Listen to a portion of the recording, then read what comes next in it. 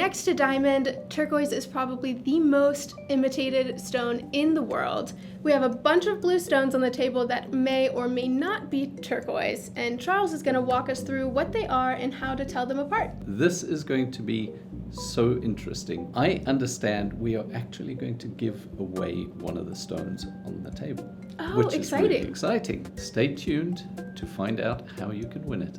Should we get started? Let's get started. All right. What would you like to pick first? What about these green ones? I'd never seen green turquoise. You do get green turquoise because turquoise is a hydrated phosphate of copper and aluminium. It is quite a complicated chemical structure. So this means it is quite likely to have other things in it. And that would make turquoise green. But what you're looking at is not a variety of turquoise at all. Okay. It is something called gaspite. Oh, I haven't heard of that. It is a nickel-based carbonate. It's a beautiful shade. Also got that webbing. It does. It has what looks like a turquoise matrix in it. Selenite is mixed in with the gaspite. Kind of in the center of that piece, there's a little bit of selenite. You can see there's a degree of translucency. Yeah. And you'll also notice that gaspite is very porous. Selenite is not a very hard mineral at all. It's about 2 on the hardness scale. So it does mean that these aren't terribly durable. They will crack. We have a lot of vendors bringing us materials that even they are unsure what they are. We have to be extremely careful. So we do a lot of testing. Let's look at these beads next, because these definitely look like turquoise to me. Yeah. So the world of beads is an interesting one. A lot of material that is not suitable for faceting, it becomes beads. That is not in any way to deride beads, but it does mean an awful lot of borderline material is in among a lot of material that's actually quite interesting. When I was looking at it, it definitely looked a lot like turquoise, but as soon as I picked it up, it doesn't feel like turquoise in my hand. Okay. From our testing, we've established that's essentially a feldspar. In among the feldspar, which is making it blue, there's also mica. So is that what's causing these little, almost black? Yes, there's a good possibility that it was a fairly washed out blue. And just putting those beads through a little bit of dye has just made it a bit more punchy. Let's talk about this one next. It's got kind of like a coating on it. Yes. So that just formed in a bit of a vein. This isn't turquoise, but a lot of turquoise-like minerals are formed in this way. This is variscite, and variscite has that gorgeous light green. It takes a great polish, as you can see there. Yes.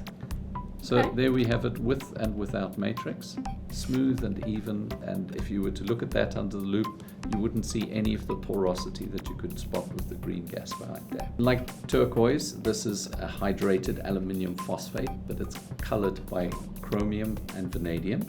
It is in its best form, probably as expensive as the best turquoise. It is actually quite rare. Oh, okay. So again, if I were somewhere unlike gemstones.com and I wasn't sure if this was turquoise or variscite, how would I tell them apart? Well, firstly, I would never feel ripped off if I accidentally bought variscite. Okay. You're probably going by that shade of green. The matrix is slightly different to a turquoise, and because you'd suspect one or other, you'd know not to throw it away. Okay. Why don't we take a look at this guy next? What made you pick that up? I think the different saturation of that blue along with the matrix that you can see here is really interesting to me. Okay. How does it feel in terms of heft? It feels a little bit heavier compared to its size. It's a little bit chalky, would you say? So that there that you've just picked up is an interesting mix of talc and serpentine. Now, serpentine is a mineral we encounter quite a lot, but this has a talc that has given it that powdery feel and also the porosity to probably take a little bit of dye. Because it is not terribly stable, it is quite crumbly, and certainly the color is what we look for. You know, that's got that lovely shade of blue. I think the matrix through it just doesn't look right. It imparts no luster because of that real talc feel to it. Yeah. Just an interesting oddity. Next, let's go to this one. It's a very similar color to this. Yes. But definitely a different type of matrix, a different feel and look to it. Yeah. But it is quite turquoisey, isn't it? Mm-hmm. We've got the blue, we've got the matrix. If you look on the side, you can see how the sort of spider web goes through it. It's talking to us like a turquoise. It is. And technically, at a mineralogical level, it is. So turquoise is a group. According to mineral nomenclature, there are about 5 different specific minerals that can be called part of the turquoise group. That is one of them. Okay. And it is called an iolite. It creates an interesting dilemma. If you have that in a piece of jewelry and you call it turquoise, legally you're correct. You're not wrong. But as a consumer, you have a certain expectation, and that often won't be it. It is missing one component that we expect in turquoise, and that's copper. Copper gives us that delightful blue. This one is somewhat more subdued, and it is a zinc iron hydrated phosphate. Okay, so is the zinc going to cause more of that greener color? The zinc has probably given it the green, the iron has probably given it a bit of that yellow. Okay. If it is correctly identified and somebody calls it an iolite, then it is really interesting and worth having in a collection. I want to talk about this next because it is clearly not turquoise. You can see that little white bit where it I'm going to need glasses for that. Okay.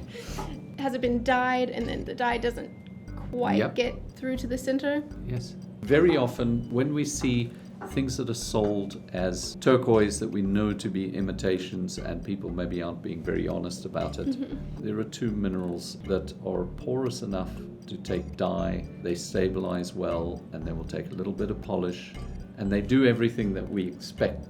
And that's magnesite and howlite. Okay. You're looking at dyed magnesite. Okay.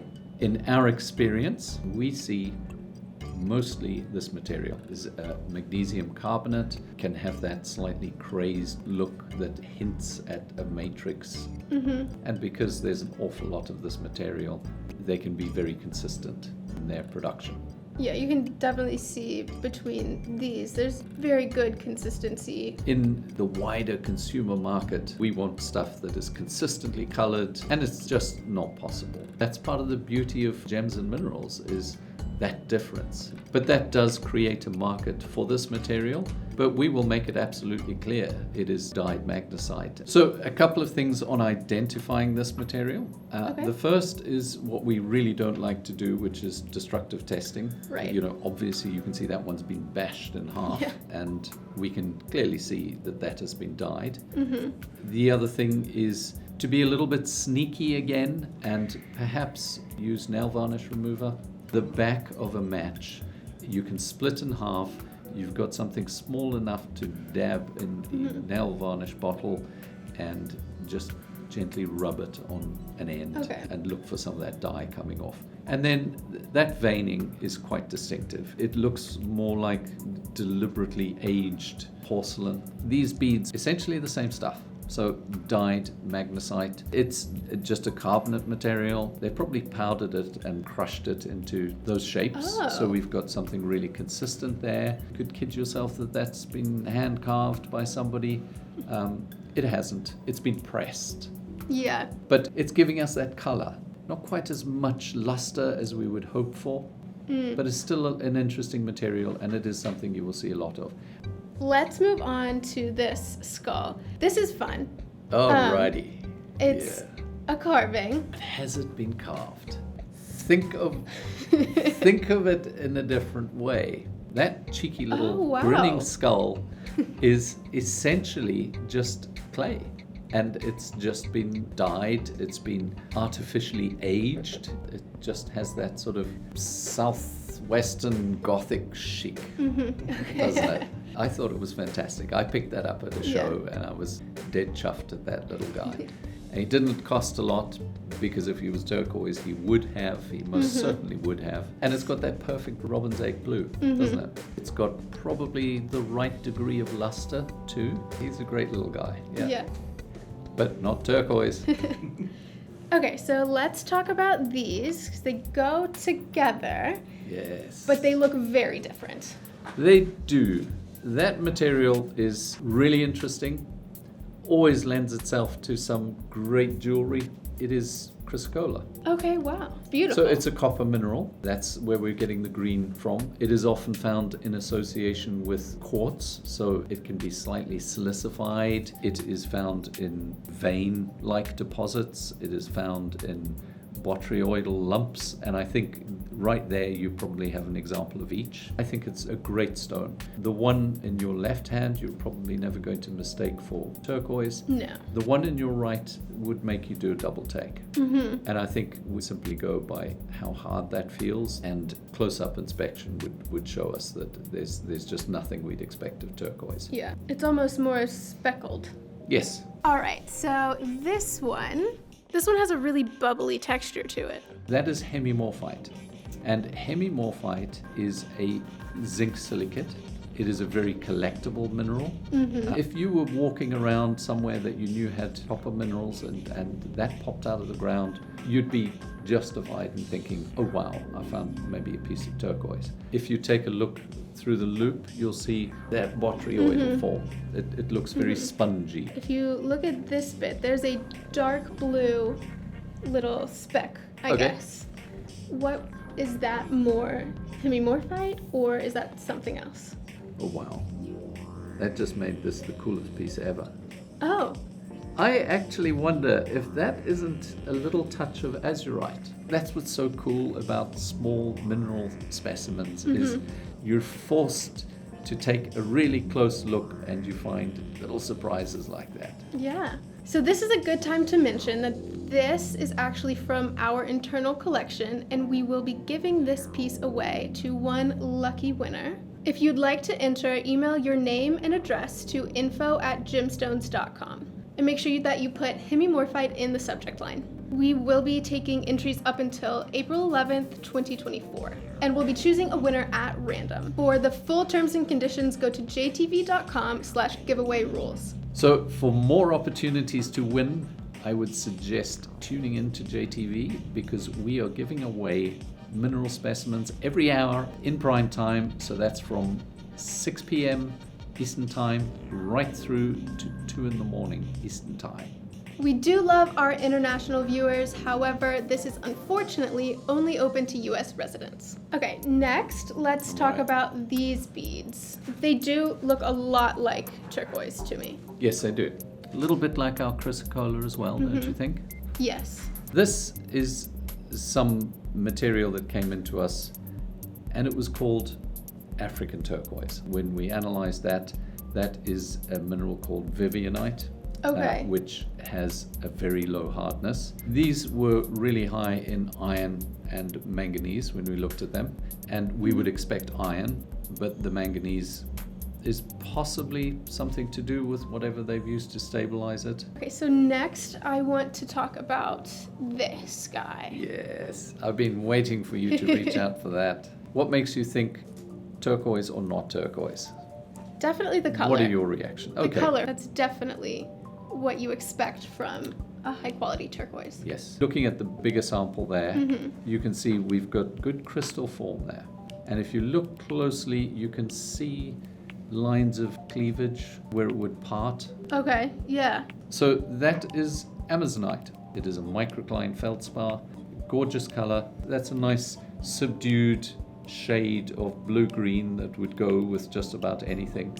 Yeah. But there, look at that shape. So we're actually seeing the shape of how that crystal grew. That's lovely stuff. It is never turquoise, but still awesome. And the matrix is quite different because the matrix is following those growth lines. It's lovely stuff. Beautiful. Let's go to this ring next. I think it's the only thing on the table right now that has this darker blue. It outblues robin's egg blue. Yes.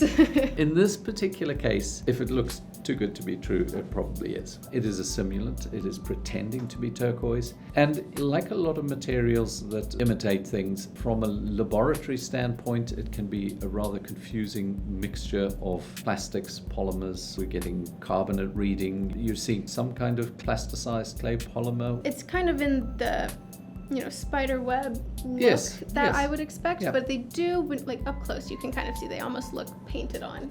Oh, I see what you mean. Yeah, it's been folded through there. Nice fun piece. Yes. If you've got full disclosure on the fact that it's a simulant, then really you don't need to be concerned at all. Exactly.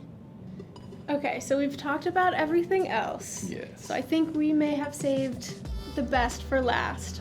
This is the turquoise. Yes. The one in your right hand has probably just been levered out of the ground, looking pretty much like that. It's mixed in with the matrix. If we were to work this, we would sit here with a Dremel and we would probably try and cut this top piece out and see how much of that was solid. It is quite a light blue. There's maybe even a little bit of green in there, so it's been exposed to a little bit of iron. The blue isn't robin's egg blue, but this is how it would have come out of the ground.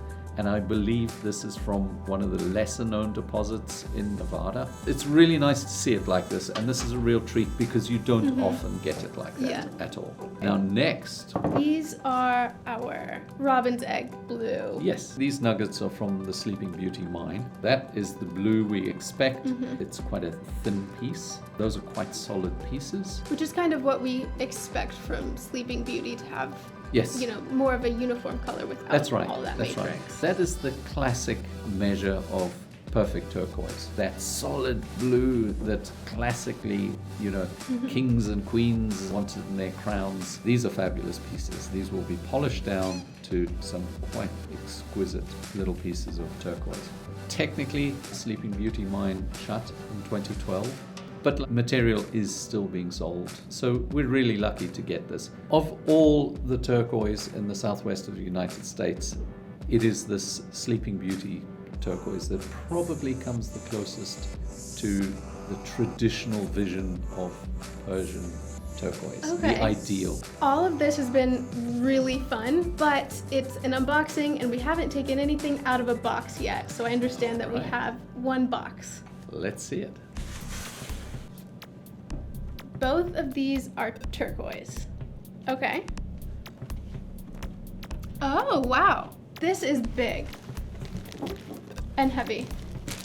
Is this solid turquoise? No, it is not. That is reconstructed turquoise. Okay. It's bits of turquoise stuck together. You can see quite distinctively how there are individual pieces within this metallic. It will slice up into nice uniform pieces that can fit into nice uniform bezels, and we have what every jewelry retailer likes to have, is a bit of uniformity in what they're able to offer. I think we're very lucky to be able to get a hold of an entire block of this material. It's kind of reminding me of a mosaic. It almost looks like it's just like teeny tiny slices glued on top of it, but then when you turn it down here, it looks like maybe it goes all the way through, and if you were to take this off, it would look like this.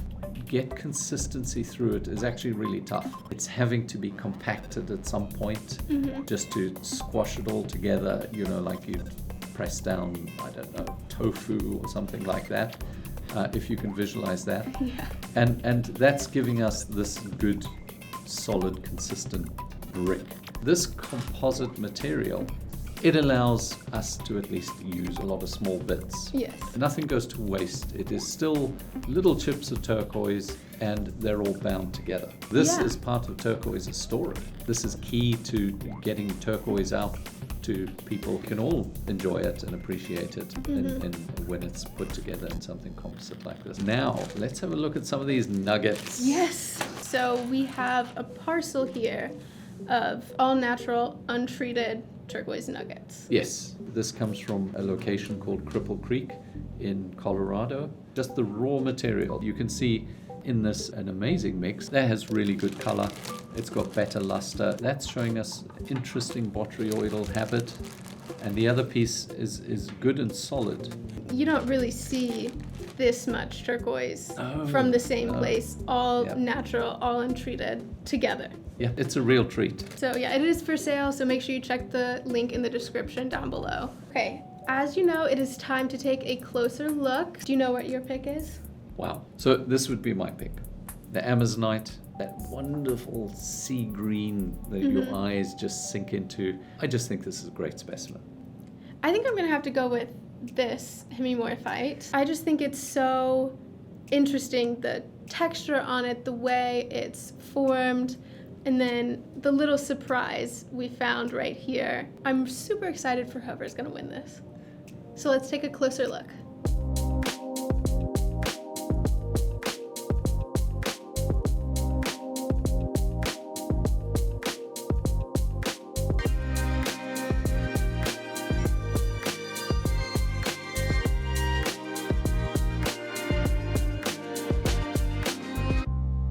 Thank you so much, Charles. This has been really fun. And don't forget, guys, to enter into our giveaway. You'll find all of the details down in the description. Also there, we have some turquoise that you can buy if you'd like to.